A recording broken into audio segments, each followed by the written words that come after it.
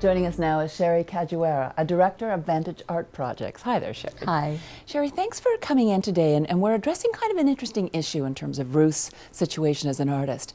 She's done very well on her own, and at this stage in her life, she is without gallery representation, and that's a bold move for a professional artist. Can you talk about what she's dealing with? It's a very bold move. I've been on all sides of the contemporary art world. I used to be an art dealer for many, many years, and then I had my own contemporary art gallery.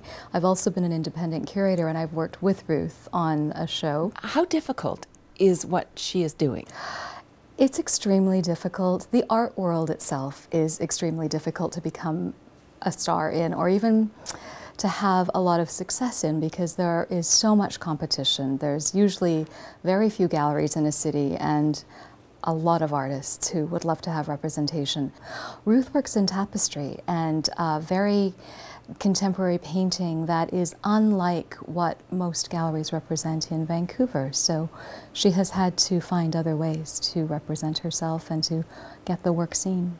It's so difficult, though, to be a working artist where you want to put your energy into creating the art, and then to have to totally switch gears and be a pretty hard-nosed business person, market yourself accordingly, and actually make ends meet at the end of the day. Now, she's managing it, but it's difficult. It's very difficult. So what do you have to say to other people who, north of 49ers, who said, I've got all this talent, I've got all this artwork, I'm going to do what Ruth is doing. Right. Well, Ruth has been dedicating her entire life to this, and she had the talent from a very early age and has really pursued the proper education. I mean, she's done all the right things. And in terms of not having gallery representation, I think it's really more because of the medium that she's chosen and the city she's chosen to live in.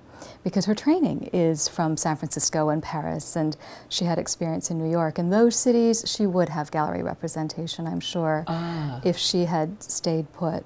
For a mature person coming out, of course, they have to be passionate about it. Right. They have to be very passionate about it. And it's a very good idea to take classes, to get some training, to go to galleries and see what it is that people are migrating towards in terms of collecting, and then to see how you fit in all of that. If gallery representation eludes you, you can start by doing exhibitions independently, or grouping with other artists. Often this is where the educational process is wonderful, because if you're taking class, you might connect with someone else who is of a similar mind and possibly similar talent base, or someone you could share space or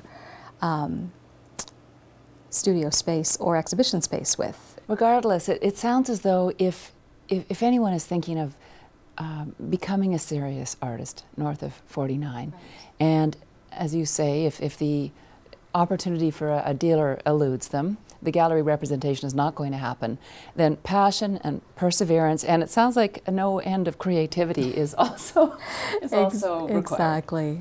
Sherri, thank you. It's sobering advice, but it's good to know.